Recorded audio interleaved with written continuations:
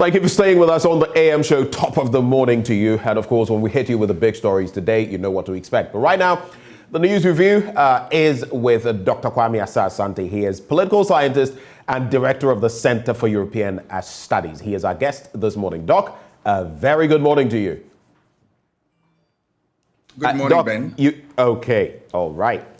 Let's start off very quickly with some bits and pieces that we've got. Let's start with the Ghana cedi. And the depreciation keeps on going on. It's in a bit of a free fall. We don't know how or where the bottom of this abyss would be. But it's now slipped to 7.3, 7.4, 7.5 Ghana cedis to $1. It's impacting everything. Guta has been talking only 84,000 worth and all that. So many dynamics when it comes to the Ghana cedi. And we're looking at what is happening between Ukraine and Russia. And now the Americans have said that they are boycotting Russian energy, Russian coal, Russian fuel, Russian gas, Russian petroleum, Russian gas. This can only mean even worse on the international market when it comes to purchasing Brent and all of that. What do you see in the midst of all of this? What picture does it paint? And what are you looking forward to from the powers that be? We are in difficult times, I must say, because if you look at the goings on in Ukraine, it brings to the fore a very difficult situation that we have very little control of. If you look at where we sit as a country, and in terms of world politics and the economy, then we are in a difficult soaring up. Then you know there is definitely going to be impact on third world countries, including Ghana. We have very little to do at this moment or to say because we depend on these powers for survival more, so to speak.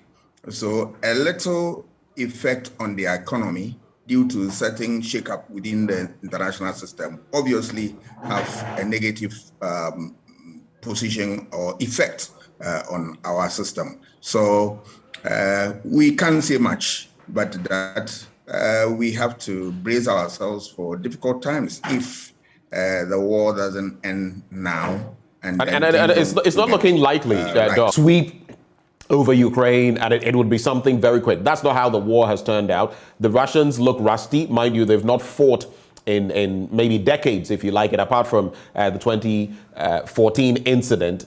And you look at the trajectory, you see that things might be drawn out. Now, I think yesterday, the Ukrainians, which has been intercepted, information intercepted, showed that another Russian general had been killed. So the war effort from Russia is not going exactly according to plan.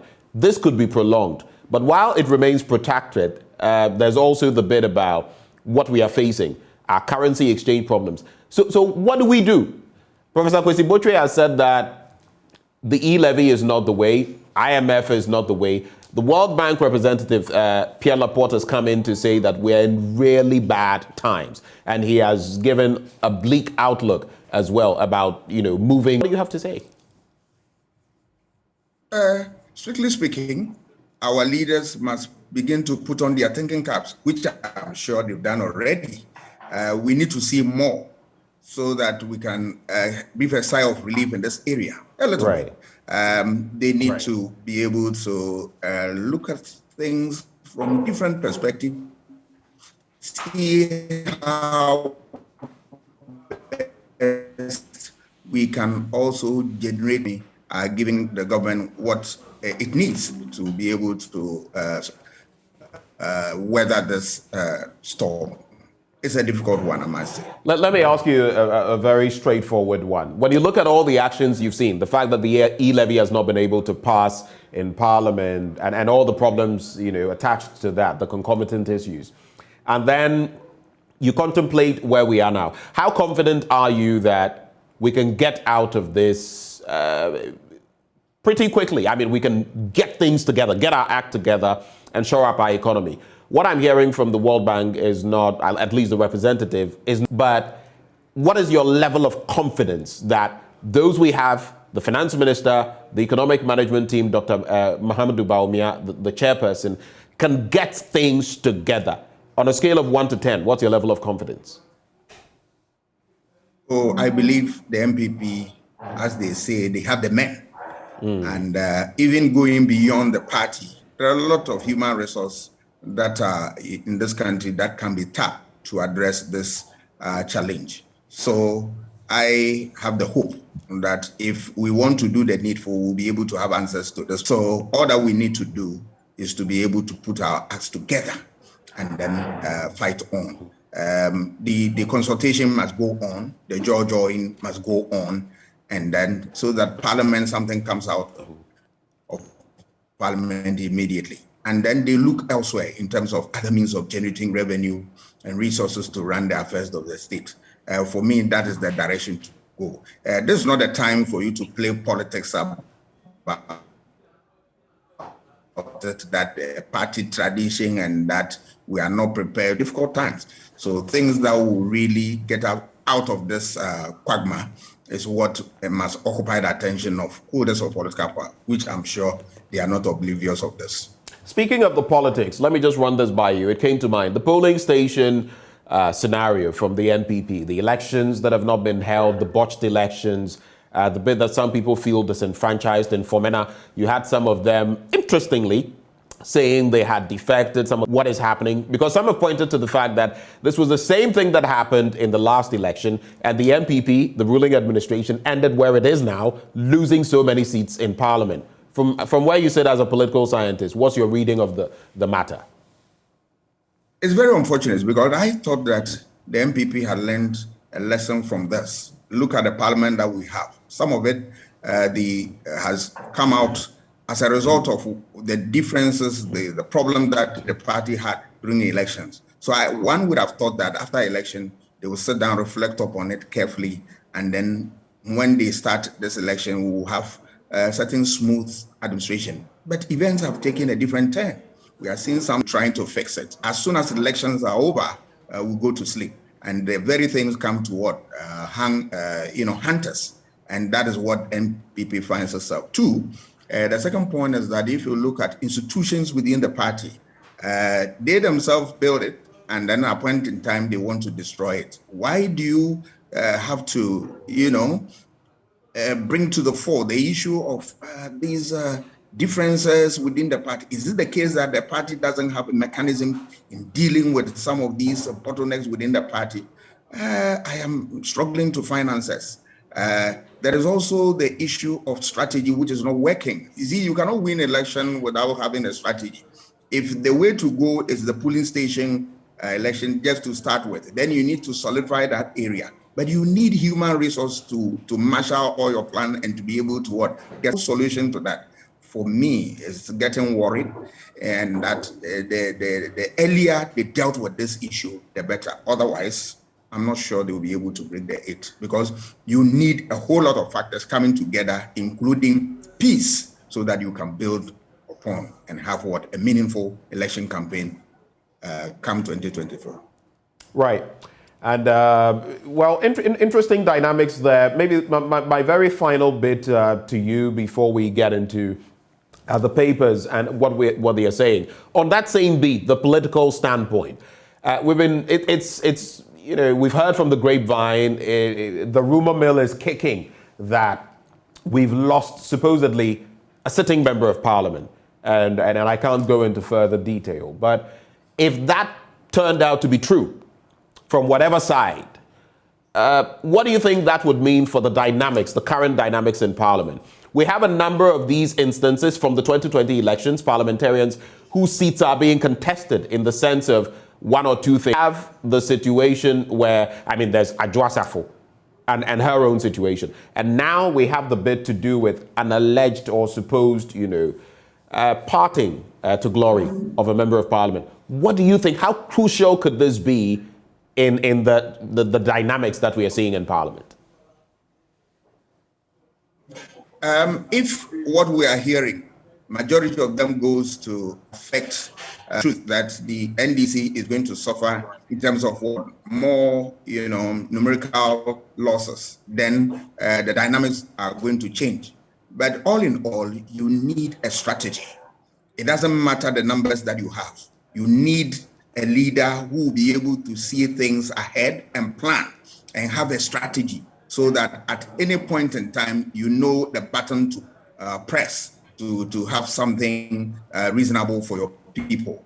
That is the essence of leadership. And that is what the leaders of parliament must begin to work towards. Otherwise, events are going to be overtaken by events. Another point is that look, in spite of our differences in terms of our party tradition, party ideology, and all that, we must always bear in mind that reason out to save the situation. Otherwise, we can, begin to have very different opposing views, and at the end of the day, we will not be able to move this democracy forward. And that, for me, is not good enough. I'm sure leaders by now are aware of what the situation we'll find ourselves in. They should be able to plan properly so that they can deal with this. And more importantly, the MPP must be able to help its leadership in parliament to weather the storm. It appears to me that they have a lot of difficulties, but if they are able to bring themselves down, relate to their colleagues in a very normal way, and then have the heart of rating dissenting views, and also trying to build consensus, I'm sure there will be a way out to this problem. Let's quickly get into the daily graphic, Prof. Create change. First Lady encourages youth on Women's Day. And there's Ghana ready for investment, Akufo-Addo assures investors. There's also Asin North MP duly served. That's according to the Supreme Court. He now has to give his response. We are ready for a fifth republic. So we definitely want to protect what we do have. Ghana Water Company Limited, Danish company, signed technology transfer pact. That's it for the Daily Graphic newspaper. Your quick take, Doc, on the Daily Guide story when it comes to the bullion van cop robbers who have been exposed. So in recent times, we've got two statements from the police. The first one talking about two policemen who are suspected to have been part of the bullion van gang. Now, these two ended up shot, per the statement from yesterday. And of the 5 that have been added on, another 4 are said to be police officers. How does that, one of these, I think the one in Jamestown, we saw that ghastly killing of a young police officer. If the men and women in blue who are supposed to be protecting us are now part and parcel, supposedly, of those hurting us, what does that reflect? This problem is unfortunate, but it's not new. We have seen once a while you come across this thing within the police service, which I must say that the police has also been very active in trying to rid itself of some of these miscreants from the system. They've done their best, but a human institution as it is, sometimes some of these people slip through their fingers and then they get into their system. It becomes difficult when the watchman himself begins to have very funny ideas and then want to even, undermine the very effort of his master. But I don't think this is much of a problem because the police administration, as I know it from afar, has what it takes to get rid of all these elements so that the service continue to be respected and then deliver the public good. I have confidence in the police that they will be able to do the needful. I have no doubt in my mind. The Ghanaian Times newspaper, International Women's Day celebration at KNUST, stand up to be counted. First Lady admonishes women. Head teacher commits suicide at Hachu Copper. At Dubai Expo 2022, President touts economic achievements and the Fourth Republic, says greatest since independence. Yes, we're facing, economic battering from different points, though part of it is self-inflicted. But some have also said that when Mr. President sounds like this, it paints the picture that everything is rosy and is not reflective of what is going on with the ordinary Ghanaian. and so he should just tone it down or basically zip it. Do you agree with such people? On one end, people say we are suffering. On the other end, Mr. President says the best economic times. What do you say? I think it's difficult to take what the president is saying, even though I respect his view. The political communication aspect of it, they are not getting it right. Yes, whether the government has been able to do a lot in the first era, I'm talking about the first term of the president. Right. That is not what we are talking about now. Yes, today, it is true that the government is trying to pull itself out of this, difficult time. But the stark reality is that we have some economic challenges. So this is not a time to come out with some statement that people will challenge and then create more difficulty for the political system. No, the president must be focused. He's supposed to do what he's doing and then tone down some of these comments so that you don't get unnecessary negative comment from the system, because already times are hard. People are struggling to make a living. And then all that they need is what? The assurance and a language couched in a certain manner that will not, get people, angry, so to speak. So I think that, but it is also fair that if the government has done something meaningful, the government can bring it out. But I'm saying that they should be able to balance it so that you don't unnecessarily antagonize the people who are already suffering and all of that. I'm not sure that that is the tangent that the MPP want to go. Okay. Republic Press, as we get ready to wrap, Ablakwa applauds Akufo-Addo for saving 3.3 million Ghana cedis as he flies commercial to Dubai Expo 2020. And the Member of Parliament for North Tone, it's good that he's cutting here and cutting there, because this time Mr. President flew commercial and he is applauding him for that. Let me quickly link these two stories, Republic Press and Ghanaian Publisher. Republic Press says, Ukraine bloggers reject Ghana, refuse to show up for evacuation. 15 of them, if you recall, Dr. Asasante. It's tied to this story, the banner headline in the Ghanaian Publisher, which says, come or be left alone. Government tells recalcitrant students in Ukraine. Pictured there, Foreign Affairs Minister Shelley Ayoko Botwe. What would make these Ghanaians who have got the option of coming back say, we prefer to be in war-torn Ukraine and not come back to Ghana? What does that say, speak of us 65 years into independence? I'm surprised the students are taking this situation or they're taking this position. It's very, very unfortunate, because you see, Ukrainians themselves are finding it difficult to manage within their own system. So I was expecting that looking at the effort that the country is making towards getting people home, they should take advantage and come home. After all, that is not the end of the world.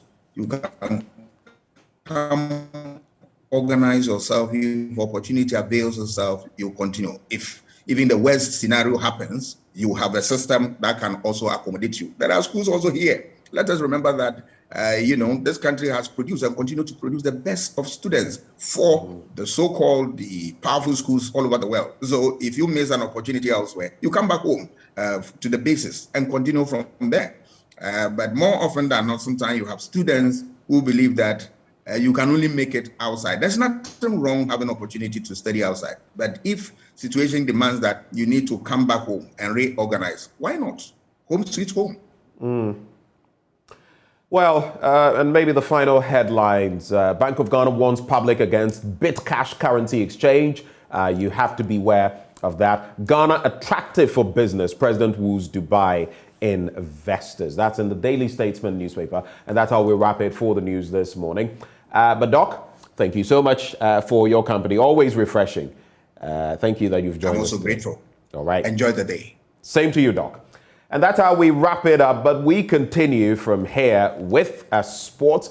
We'll bring you AM Business later. Today it will come up after the big stories as we host our guests who will be walking us through Ghana Beyond Politics, 65 years on, the presidential travels, polling station Wahala, and other issues that I'm going to be bringing to bear. Our guests Ningo Prampram MP Sam George and Manshia North MP Akwesi Konedo. But right now, we're taking you into sports, where George Addo Jr. has been exploring why Independence Day is such a big deal in BBN.